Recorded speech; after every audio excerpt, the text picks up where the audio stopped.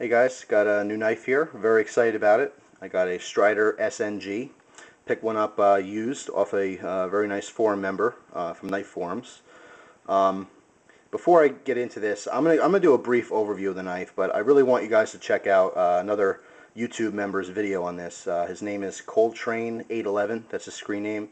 It's COLETRANE 811. He has same knife, only with a tanto blade and a different finish on the back here, which I'll go over in just a minute. But basically the same exact knife, and he has a great review. So I highly recommend you checking that out, for all the real good, specs and his opinion on the knife. I just want to make my own just to show you real quick, and talk about my feelings on this knife specifically. It is an expensive knife. I did get this used. I was lucky enough to pick this up for $300, and I have my keys in the background because the guy was nice enough to throw in a custom Atwood spanner baby, which I'll explain in a minute why I'm showing that with the Strider. But real quick specs on this. Overall length is 8.125 inches. The titanium slab on here was a little thicker. This is a Generation 6. The Generation 4 through 6 had a couple changes. One was that they used a thicker piece of titanium for the back here. They upped it to a 0.15 inch piece. Blade length is 4 inches from the bull pivot, okay, to the very tip of the knife, but you have exactly, or just under 3 inches of actual cutting edge here. And overall weight here is about 4.6 ounces. You have G10 scale on the front here, and it's one piece. The spacer and the front scale is all one piece, which is nice. It just makes for a stronger piece there. And of course you have a titanium slab in the back, which is also your frame lock. Now, blade is S30V stainless steel. Of course, on most older Striders, all the heat treatment were done by Paul Bose, which is on his mark is on the blade. But of course you can't see it here. It's very light, and I can't get in with detail. But more recently, Strider doesn't guarantee that you have a Paul Bose heat treat. All their older knives, older models have it, but now, just under circumstances, not every single one will have that. They use the same method, but it's not physically done by Paul Bose. But anyway, what I really like about this, besides obviously real strong lockup, and this thing locks up like a bank vault. No blade play, any direction, vertical, horizontal. This thing is not moving. Very thick frame lock, very good contact with the bottom of the tang there. What's cool is the Generation 6, I believe Generation 4 through 6, but I could be wrong here, all have the hinderer. There's a custom knife maker, Rick Hinderer, and this is his design. It's a blade stop, a little piece of titanium that's screwed onto the back of the knife here, and that prevents this frame lock from moving over past where it's supposed to be. When you push this over to unlock the blade, it's even with the frame, and this prevents this from bending out anymore. Sometimes you have a tendency on cheaper knives too, when you push that frame lock out, to push it too far, and then you're putting a bend in it, okay, and then it's not locking up the same, okay. But that little piece just prevents that from happening. I like the pocket clip on here, also titanium. Very strong on the pocket. It's not, I want to say it's tight, but not in a bad way. It's tight where you're not going to lose a knife. And when you're shelling out about $400 for these, you don't want to lose it. Like I said, luckily I picked this one up for $300. It is used. Little mark on the blade here, which doesn't bother me much because I am going to use this one. But what I'd like to point out is that if you look at Coletrane's video on this, on his SNG, which happens to be a tanto tip, his finish on the back, on the tie here, on the titanium, is what you're most commonly going to see. Now this, I still don't know for myself. I just recently got this knife.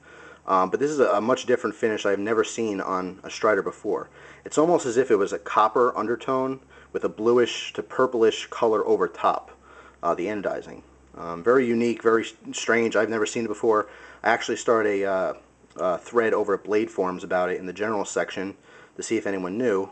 I also just recently emailed Mick Strider to ask him if this is something he ever offered. What I'm thinking it is that it was an aftermarket job. Someone had purchased this Strider, and maybe after the original finish got worn a little bit, they played around with it and see what they can come up with themselves. But hopefully I'll find out more information on that soon. But like I said, it does have a copper undertone with a bluish purple overtone.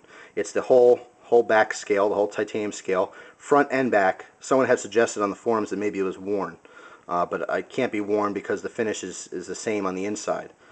So obviously you're not touching the inside, so it's not worn in there. But besides the back slab and the titanium pocket clip, it's also on the bull pivot. Same exact finish. So I'll get, hopefully get more answers to as to why that's like that. But anyway, overall, it's a great knife. I love the option. I mean, it feels good in your hand.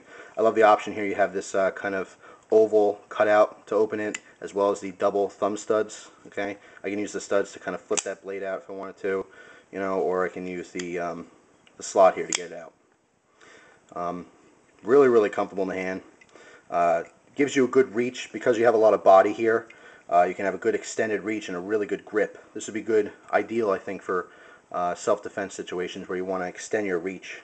But of course, if you want finer work, you can choke up on here. They got the jimping all the way up the spine here. Very thick blade stock on this one. And the finger choil is very comfortable to use. So overall, I really, really like this knife. I love this knife. I have my Sebenza here. The big thing I think on the forums, people always ask, what's better? A Sebenza or a Strider?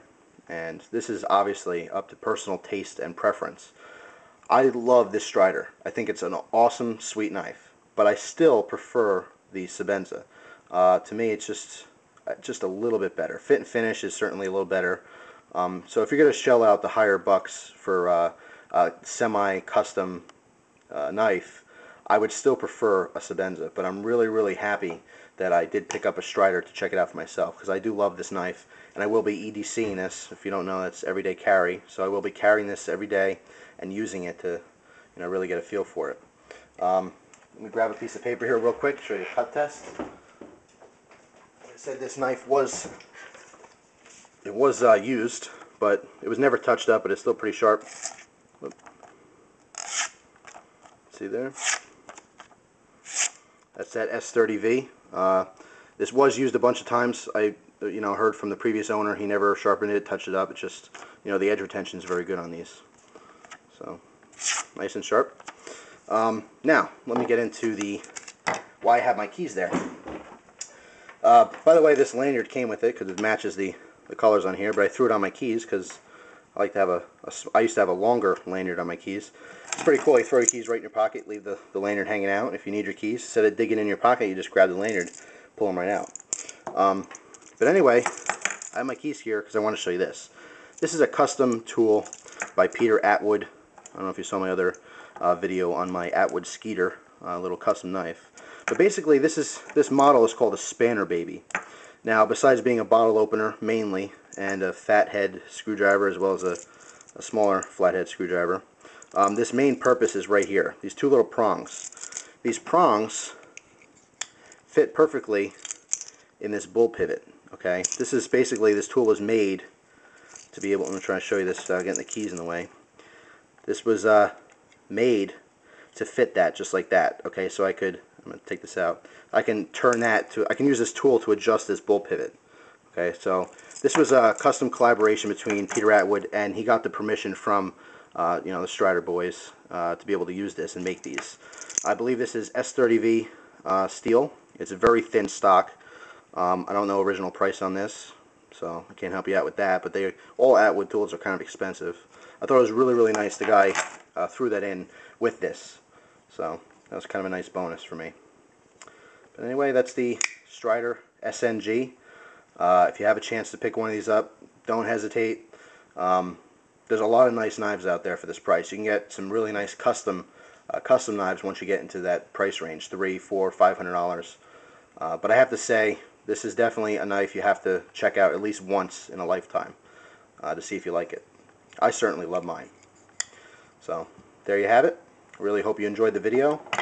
Definitely check out Coltrane's videos, as well as Custom Tacticals has a great review on. First of all, that guy has great reviews on all really nice knives, but he has a good review on a Generation 2 if you want to see the differences. So there you go. Thank you again for your time. I appreciate it. Hope you enjoy the rest of your day.